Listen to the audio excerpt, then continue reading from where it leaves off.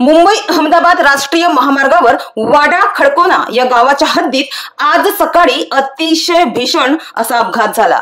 या अपघातात कारमधील एकाच कुटुंबातील तिघांचा दुर्दैवी मृत्यू झाला। मृत्यू झालेल्यांमध्ये एक पुरुष आणि 2 महिलांचा समावेश आहे, तर 2 जण गंभीर जखमी झाले आहेत। आज शनिवारी सकाळी 11:30 वाजण्याच्या सुमारास मेंढवण खिंडीच्या उतारावर मनोर गेट हॉटेल समोर हा अपघात घडला।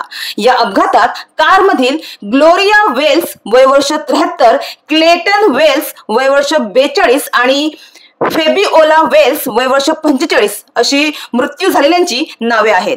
तर हेनान वेल्स वय वर्ष 63 आणि रेडन वेल्स वय वर्ष 9 हे जखमी झाले आहेत। जखमींना उपचारासाठी मनोरच्या सह्याद्री हॉस्पिटलमध्ये दाखल करण्यात आले आहे। त्यांच्यावर सध्या उपचार सुरू आहेत। तर या अपघाताबाबत मिळालेल्या माहितीनुसार आज सकाळी डस्टर ही कार मुंबईच्या दिशेने जात असताना 11:30 वाजण्याच्या सुमारास मेंढवण खिंडीच्या उतारावर मनोर गेट हॉटेल समोर ती पोहोचली असता कॉन्क्रीटच्या रस्त्यावर सफेद पट्टे मारण्याचे काम सुरू असल्यामुळे एक मार्गिका बंद करण्यात आली होती। मात्र या दरम्यान एका अज्ञात वाहन चालकाला याचा अंदाज न आल्याने त्याने आपत्कालीन ब्रेक दाबला आणि याच दरम्यान त्याच्या पाठीमागे अपघातग्रस्त डस्टर ही कार होती।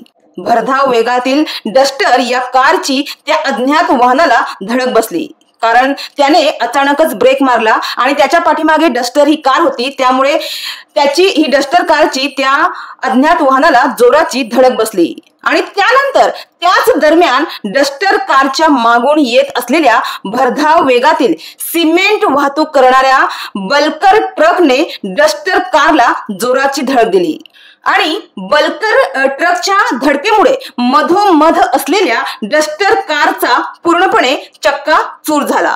अशा प्रकारे एकामागून एक वाहन धडकून डस्टर ही कार अपघातग्रस्त ठरली आणि या कारमधील एकाच कुटुंबातील 3 जणांचा मृत्यू झाला। या कारमधील 3 जण त्यांच्या कुटुंबियासमोर मरण पावले आहेत।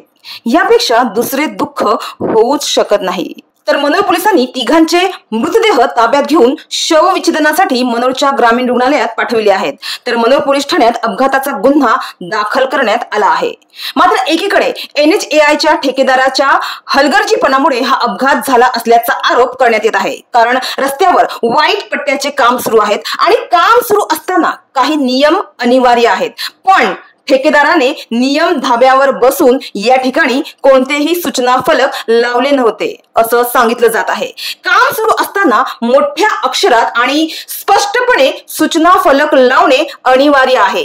रस्त्यावर काम करताना नेहमी सुरक्षितता आणि नियमांचे पालन करणे आवश्यक असताना मात्र तसं काही नियम पालघर जिल्ह्यासाठी लागू नसल्याचे अनेकदा दिसून आलं आहे।